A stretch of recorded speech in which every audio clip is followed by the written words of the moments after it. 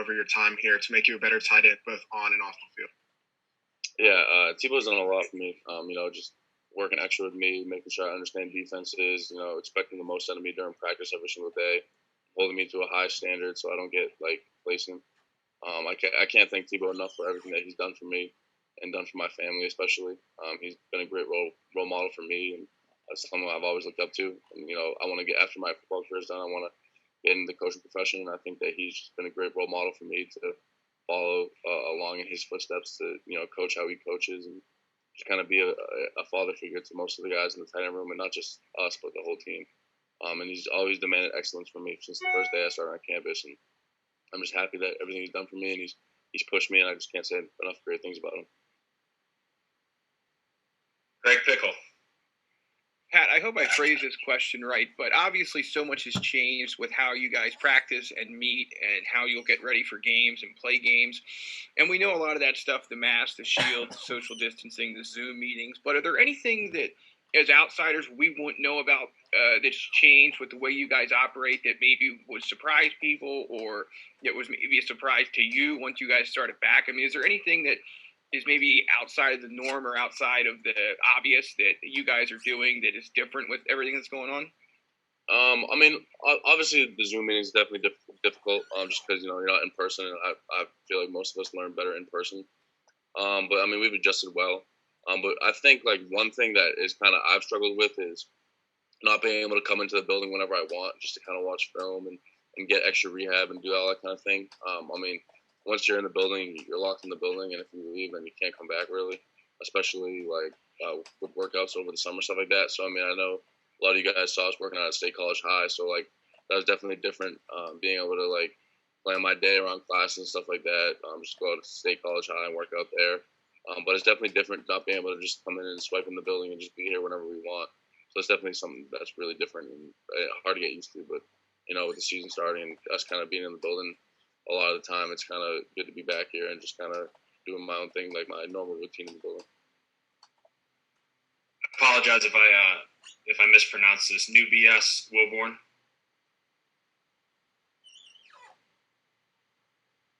It's New Bias. Thank you. Oh, no worries, man. All good. We're all learning. Pat, from there, man, when you look at everything that's happened, walk me through that first week of watching games, not knowing you guys are playing. What was that like for you? And then once you realized you guys were playing, what was it like watching games then? Yeah, so obviously that first week, I sent out a tweet kind of saying, why can the other conferences play, but not the Big Ten and the Pac-12? And it was just definitely frustrating because, obviously those schools, they were doing the right protocols that we were doing. And to be honest, I think that we were doing more. And Coach Franklin was protecting us more than kind of these other schools were. And I just think that we were in the right place to play. And, it was definitely frustrating watching, my fellow peers, like Reverend Jordan and Kyle Pitts this past weekend play, just because, I'm ready to go out and showcase my talent. But, when the season got called that we're going to play the 24th, like I said, I was like a baby on Christmas morning. I was so happy. Me and my roommates started jumping up and hugging each other. It's football. Everyone on this team loves football, and I think everyone in the whole country of America loves football. And I just think that it's great to have the game of football back, or some normalcy and stuff like that. So I'm just excited to get going. Donnie Collins. If you thought a lot about the fact that you're going to be playing in front of no fans, and what kind of challenges might that present? Not only kind of creating your own atmosphere, but not hearing. It's going to be totally different than what you're used to. Yeah, it's definitely going to be weird. Nothing beats a Penn State home game, or nothing beats going on a away game and hearing those fans kind of boo you and all that. I love the energy from away games, just kind of hearing all those fans talk smack on us and boo us and all that. It feeds me energy. Puts a chip on my shoulder. But, at the end of the day, we all have bigger goals, and we all have to fight for that championship. So, you kind of got to block out that, there's no fans. But, everyone, all your loved ones are watching you, and all the fans are watching you on TV. So you just got to know that.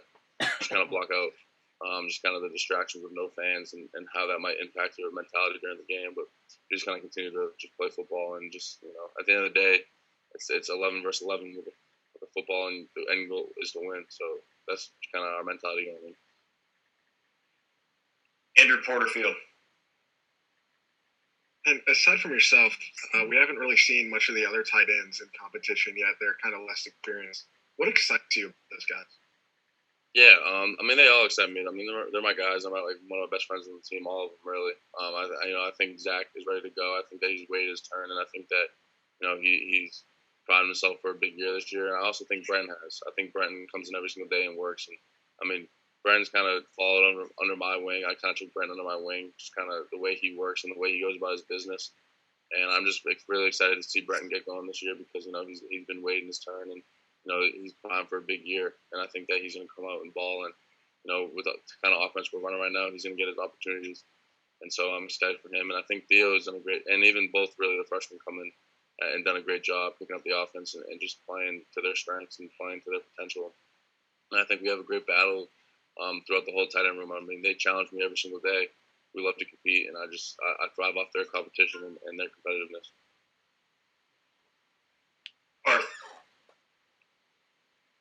I've got a follow-up to my previous journey question, if you don't mind. I know when you first got to campus in 2018, that's kind of when Journey's grandmother had passed away, that October.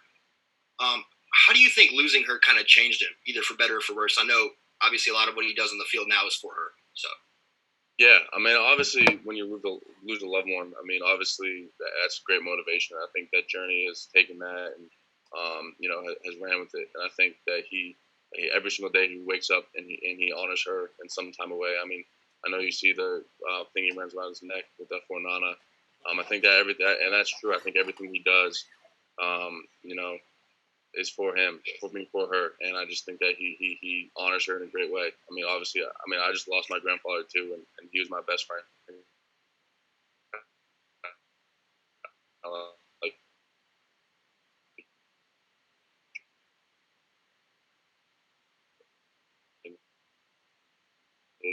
His grandmother losing like that. Mark Wovenrich. Now, why is this so important to you? You could have left a couple of times now. It seems like it's very important to you to play college football. Why is it important to you, and why is it important to your mom and your family? Your mom's been very outspoken as well. Yeah, I think it's just important to me because, I made a commitment to Penn State that I come here, I get my degree, and I play as long as I could possibly. And I think last year, obviously I could have left, and maybe, who knows, maybe I could have been a potential day 2 draft pick. But at the end of the day, I'm very happy with my decision to stay. And, I still owe so much more to this Penn State community than I owe it. It's just an amazing experience at Penn State. I just love every aspect of it, and I just think that I can never repay the stuff that Penn State has given to me, and I think that I need to play another year just kind of to show my gratitude to Penn State and continue to boost my draft stock and all that. But I just love everything about Penn State. And as for my mom, they love tailgating.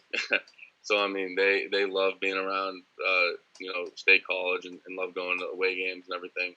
So I think that, they weren't ready to let me let it up and let go of it yet. But, at the end of the day, they're going to support my decision. But, they were very happy when I told them I wanted to continue to play for Penn State. And I just think that, they're going to support me either way possible. If they can go, will they be at games? I don't know. So the whole thing was she's been emotional wreck about it.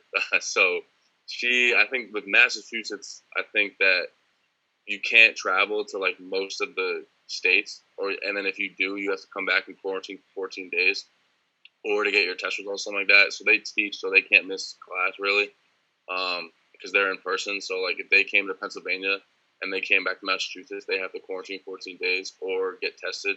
So they're trying to figure out like rapid tests and all that kind of thing. But if they can, then I think they'll try to make it work. They'll do anything possible. Brian Parsons. Hey Pat, so obviously you never like officially opted out, but how did the moment on the Big Ten Network when like you said that you were going to play, like how did that moment come about? Yeah, so obviously Coach Franklin and I were talking about it, like conversations, like I said, and he called me and was like, "Hey, I'm about to go on the Big Ten Network. Are you in the building?" And I was actually in here doing my maintenance work. And I was like, "Yeah," and he's like, "Come on up and just come on the screen when I tell you to, and just kind of just say you're playing." And shoot all the noise out of your opting out to rest. So I mean, it was a great idea, and it was an awesome experience. John Pasternak. Hey, thanks, Ryan. Hey, just following up on that about James, Pat, what stands out to you the most about playing in James's program, and what distinguishes him from other coaches who were good or great?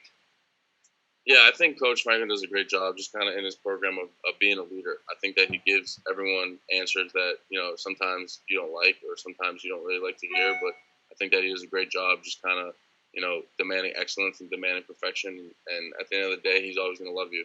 And I think that's what you want for as a head coach and a guy who is such at a prominent university and who loves their football, just kind of lead the whole community, really. I mean, he's kind of the face of the whole Penn State community, and I think that he does it in a really great way.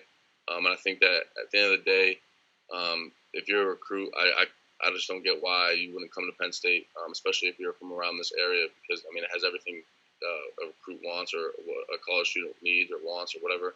And I think that at the end of the day, he's gonna love you.